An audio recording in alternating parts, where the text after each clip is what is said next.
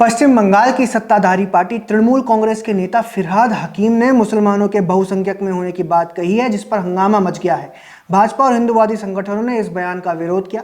इसके कुछ घंटों के बाद फिरहाद हकीम ने बयान जारी करके कहा है कि वह कट्टर धर्मनिरपेक्ष है। फिरहाद हकीम ने अपने बयान में कहा है कि मैं कट्टर धर्मनिरपेक्ष और देशभक्त भारतीय हूं। कोई भी मेरे देश निरपेक्ष मूल्यों और देश के लिए मोहब्बत पर सवाल नहीं उठा सकता। दरअसल शुक्रवार को कोलकाता में अल्पसंख्यक छात्रों के कार्यक्रम में बोलते हुए हकीम ने कहा कि मुसलमानों को खुद को इतना सशक्त करना चाहिए कि उनकी आवाज अपने आप सुनी जाए और उनके न्याय और विकास की मांग पूरी हो। उन्होंने कहा, हम एक ऐसे कौम से हैं जो कौम बंगाल में तो हम 33% हैं, मगर हिंदुस्तान में भी हम सिर्फ 17% है और हमें माइनॉरिटी कम्युनिटी कहा जाता है। मगर हम अपने आप को माइनॉरिटी नहीं सोचते हैं। हम सोचते हैं अगर अल्लाह की रहमत है हमारे ऊपर, अगर तालीम हमारे साथ है,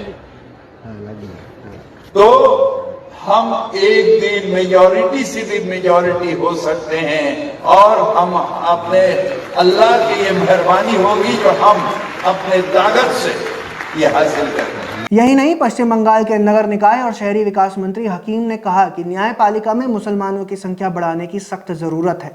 उन्होंने दावा किया कि इस क्षेत्र में समुदाय का प्रतिनिधित्व कम है और इसे ठीक करना आवश्यक है। अपने भड़काऊ बयान में उन्होंने कहा, हम इतने सशक्त बन सकते हैं कि हमें न्याय के लिए कैंडल मार्च निकालने की जरूरत ना पड़े। हम ऐसी स्थिति में होंगे जहां हमारी आवाज अपने आप सुनी जाएगी और हमारी न्याय की पुकार पर कार्रवाई होगी। अपनी स्थिति को इतनी ऊंचाई तक ले जाओ कि तुम खुद न्याय दे सको। वहीं भाजपा ने हकीम के बयान को लेकर हमला बोला है। पश्चिम बंगाल बीजेपी अध्यक्ष और केंद्रीय मंत्री सुकांत मजूमदार ने आरोप लगाया कि यह बयान तृणमूल कांग्रेस और उसके मुस्लिम नेताओं की मानसिकता को दर्शाता है। मजूमदार ने कहा कि यह अब्राहमिक धर्म के नेताओं की सोच है कि वे अपने धर्म के आधार पर किसी क्षेत्र पर कब्जा करना चाहते हैं। उन्होंने ममता बनर्जी पर भी निशाना साधते हुए कहा कि टीएमसी बंगाल को दूसरा बांग्लादेश बनाना चाहती है।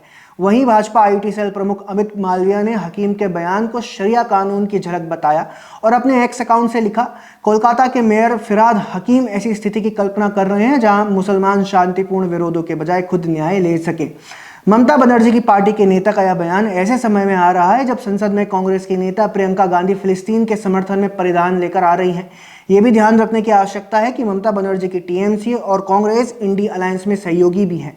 ऐसे में इन संभावनाओं से इनकार नहीं किया जा सकता है कि टीएमसी और कांग्रेस मिलकर के भारत के मुस्लिमों को जबरन ऐसे बयानों से भड़काकर कोई नई योजना बना रहे हों। वैसे भी हाल ही में ममता बनर्जी को इंडी अलायंस का लीडर बनाने की बात भी चर्चा में आई थी।